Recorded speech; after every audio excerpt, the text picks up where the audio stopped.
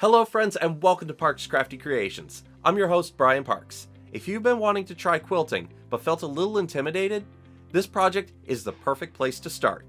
Today I'm going to show you how to make this adorable quilted pinwheel pot holder, and by the end of this video you'll know how to piece a simple quilt block, try out freehand quilting, and attach binding all in one small, beginner-friendly project.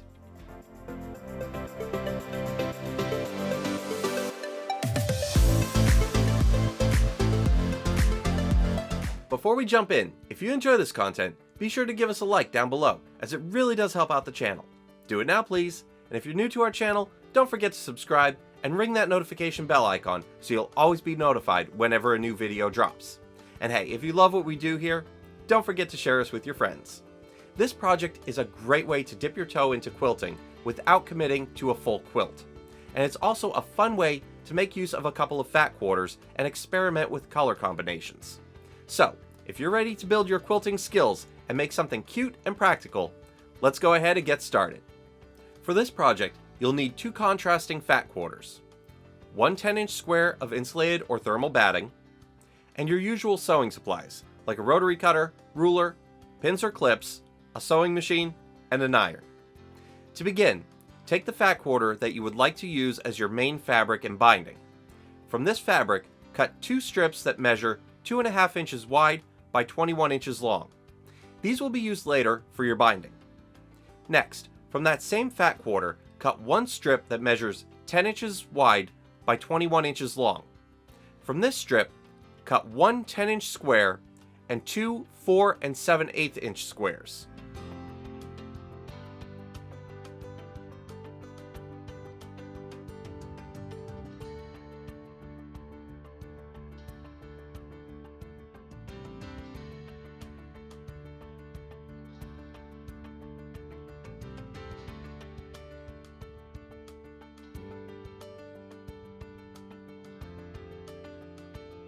Now, take your contrasting fat quarter. From this fabric, cut one strip that measures 4 7/8 inches wide by 18 inches long, and then cut two additional 4 7/8 inch squares.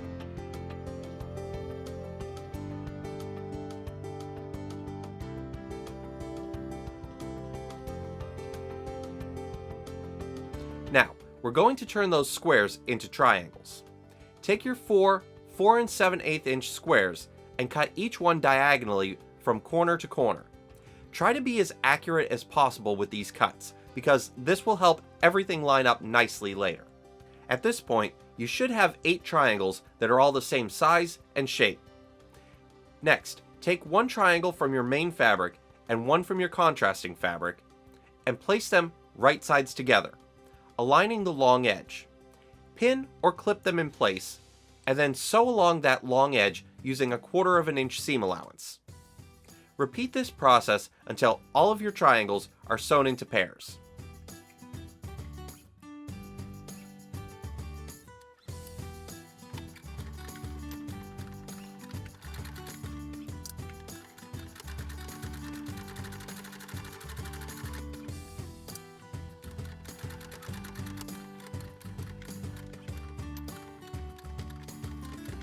Then, press each seam open.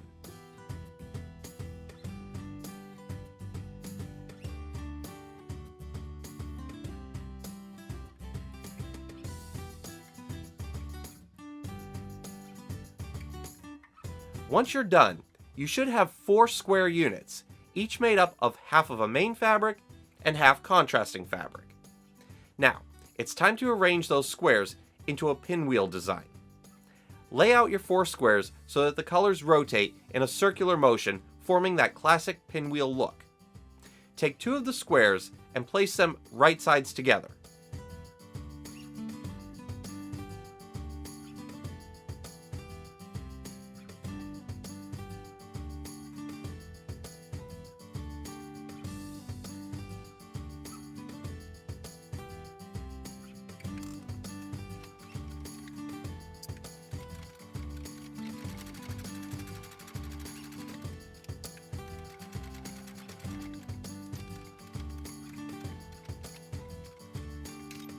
Repeat this same process with the remaining 2 squares. Now, you should have 2 rectangular units. Place those right sides together and sew them together, again using a 1/4 inch seam allowance.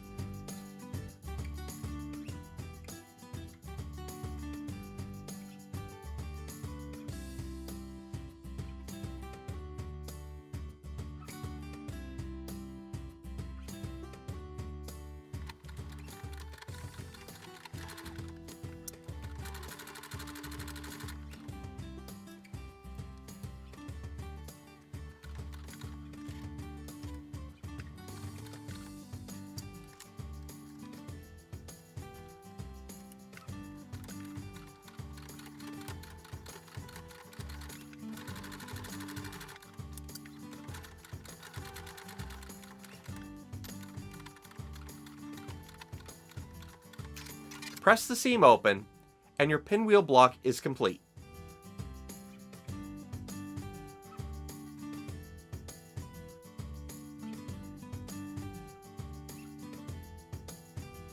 Now, we're ready to assemble everything into a quilt sandwich. Start by placing your 10-inch square of fabric wrong side facing up. On top of that, place your insulated batting. Then, place your pinwheel block on top of that with the right side facing up. Pin or clip all 3 layers together and baste them so that they stay in place while quilting. At this point, you can quilt your pot holder in any design you like.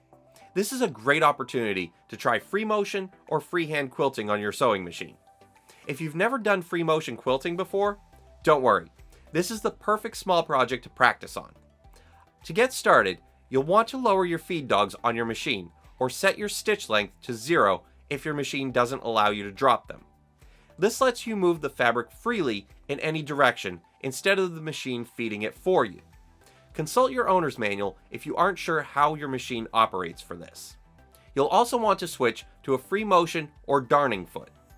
This foot hops up and down with your needle and allows the fabric to move smoothly underneath as you guide it. When you sit down at your machine, try to keep your hands relaxed and positioned comfortably. You don't want your shoulders tensed up or your hands gripping too tightly, because that can cause fatigue and make your stitching look uneven. A great place to start is with simple circles. Try stitching small circles, then larger circles, and alternate between the 2. This helps you build control and get comfortable moving the fabric in all directions. Circles are especially helpful because they're the foundation for so many quilting designs. Once you feel comfortable with circles, you can start turning them into swirls, loops, and other decorative patterns. If you notice skipped stitches or uneven shapes, especially at the bottom of your circles, it may mean you're moving the fabric faster than your machine can keep up. Try slowing your hands down and keeping a steady rhythm. One of the biggest things to focus on is balancing your hand movement with your machine speed. If your stitches are too long, it usually means your hands are moving too fast compared to your needle speed. If your stitches are too short, your machine may be running too fast while your hands are moving too slowly. Try to find a steady rhythm where your stitches stay fairly even. It doesn't have to be perfect. Consistency comes with practice. As you quilt, remember that you can always stop and reposition your fabric if needed. Just make sure your needle is down before you move anything so your stitches stay in place. If you ever feel stuck or unsure where to go next, it's completely okay to pause and plan your next move. Don't feel like you have to keep stitching continuously. Free motion quilting can feel a little awkward at first, but that's totally normal. The more you practice, the more natural it'll feel. And remember, this project is all about experimenting and having fun, so don't stress about making it perfect. Once you've finished quilting, take a moment to trim all of the edges so that your pot holder is nice and even on all sides. Now, let's make the binding. Take your 2.5 inch wide by 21 inch long strips and place them right sides together at a right angle. Sew a diagonal line from corner to corner to create a 45-degree seam.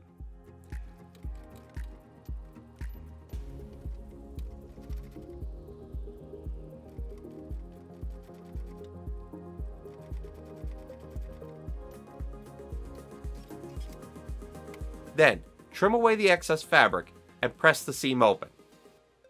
After that, fold the entire strip in half lengthwise with the wrong sides together and press it.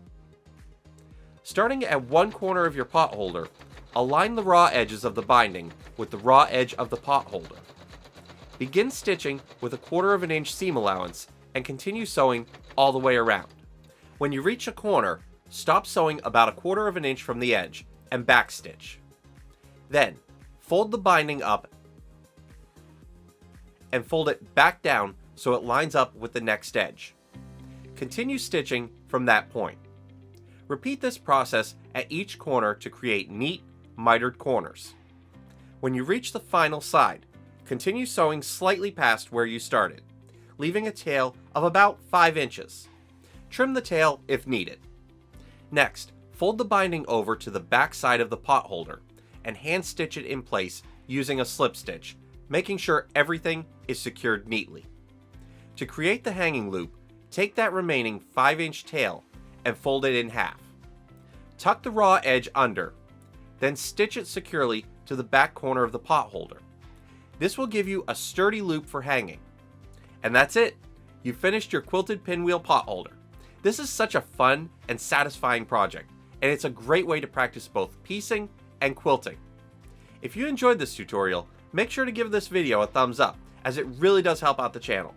And if you're new to the channel, don't forget to subscribe and ring that notification bell icon so you'll never miss out whenever a new video drops.